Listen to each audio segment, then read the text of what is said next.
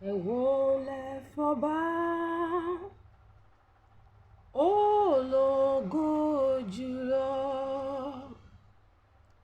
ẹ kọrin ìgbà àti ìfẹ́ rẹ̀. Alábò wa ní àtẹ̀ní ìgbàanì, ó ń gbénu ògo ẹ̀ lẹ́rù níyìn.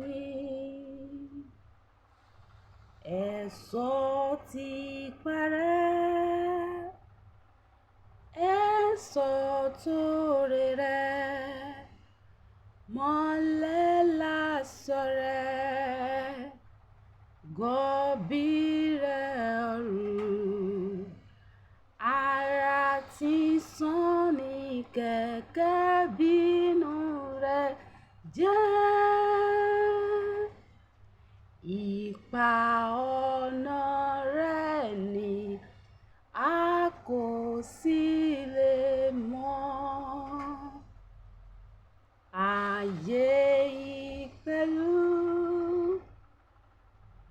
ẹkùn ìyanu rẹ̀, Ọlọ́run agbára rẹ̀ ló dáwọ́, ó fìdí rẹ̀ múlẹ̀ kò sì lè yí, ó sì fòkun ṣe aṣọ ìgúnwà rẹ̀.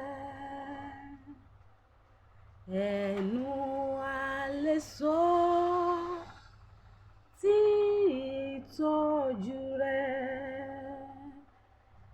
nínú afẹ́fẹ́,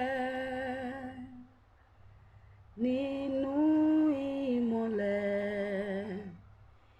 Ìtọ́jú rẹ̀ wà nínú odò tí ó sàn, ó sì wà nínú ìrì àti òjò. Àwa erùpẹ̀, àwa aláìlera, wọ́n la gbẹ́kẹ̀lé,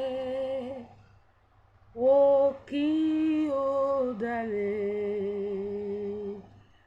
Àánú rẹ̀ rọrùn, ó sì léde òpin.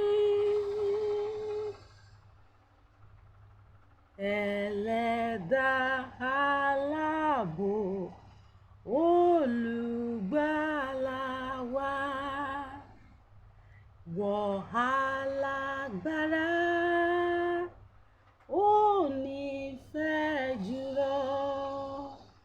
Báwọn áńgẹ́lì tí ń yìn ọ́ lókè, bẹ́ẹ̀